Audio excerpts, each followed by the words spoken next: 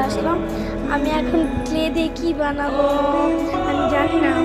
এখন আমার মাথায় আইডিয়া চলে এসেছে গাইস, আমি এই দোলনাটাকে ক্লে দিয়ে সাজাবো, ক্লে দিয়ে দোলনাটাকে সাজাবো। তো গাইস এখন দেখে না আমরা কেমনে সাজাই। আমার বোন চলে এসেছে।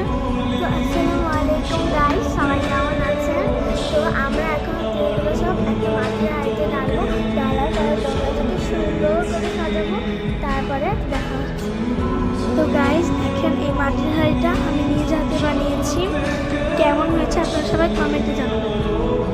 তো গাইস এখন ইয়াটা ফুলগুলো বা বানাবো।